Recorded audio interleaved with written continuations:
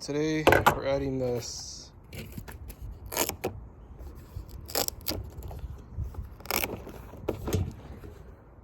the big radiator. We're getting ahead of it before the season. Last summer, by the time I ordered it, it didn't come till winter, so I figured now that summer's gonna be approaching us in a couple months, and I got a weekend off to put it on, so we'll be putting this on today.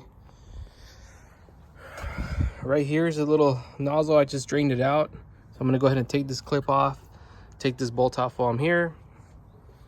There's another bolt right here that houses the radiator. Take that one off. That way when I drop it down, it'll be ready to lift.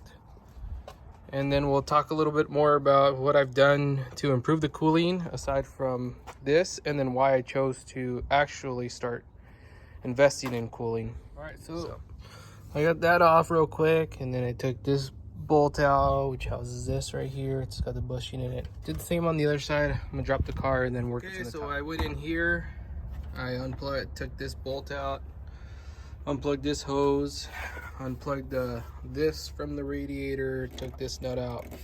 This one's, nope, I got it right there. Okay, I went on the fan, and where that pink is right there, there's four, if I can get it to focus, there's four 12 millimeter nuts. I took them off. So I'm gonna pull the fan shroud out with the reservoir and the fan. And I'm gonna set it down. All right, so once I remove those, I had to really kind of pull on it. It all came out, it all came off, so I'll get this good wipe down. Now I've exposed my radiator. Should be able to pull out now. All right, so I got the old stuff out. This is the old one. To give you an idea of what the difference is there. So here's a good difference between the CFS and the stock one.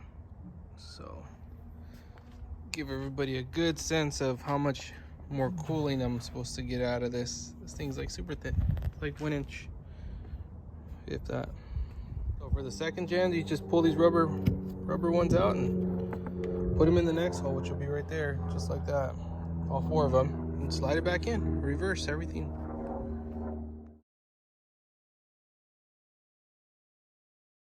All right, so I want to go pick up some 3/8 caps for these, because I'm assuming this is probably for like an automatic transmission, but I have a manual transmission, so I don't think I need any little auxiliary taps, so I'm gonna cap them, and if I need them, I got them for something else, but I got it in there, and I'm just gonna reassemble everything. Then we'll talk a little bit more about what I did to improve cooling.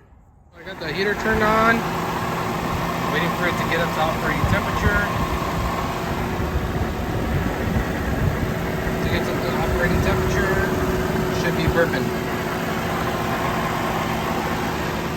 I'm gonna put this in here, burp it, and then I'll tell you a little bit more of what I did, how the supercharger affected some of the things in. All right, so this thing's got its own cooling system that comes over, and it's got its own little radiator right here for the supercharger. So that's the supercharger, that's my AC condenser, and that's my new radiator that I just installed. So what I was running into a problem is I got two hots for my AC condenser. My AC wasn't blowing cold when I was just chilling out on the trail or in traffic or at a stoplight. So I alleviated the problem by installing this Permacool blower. The nice thing about it, it's a push fan. I have it in a push fan configuration. And what it does is, I also have it tapped up to my radiator for when it gets super hot. And then I also have a bypass for my AC, so when I press the AC, it'll blow too if it's not already on. So I'm expecting to get more cooling power out of that new radiator in the back that I installed. Thinking that all the radiator fluid will be a lot cooler by the time it gets to the top.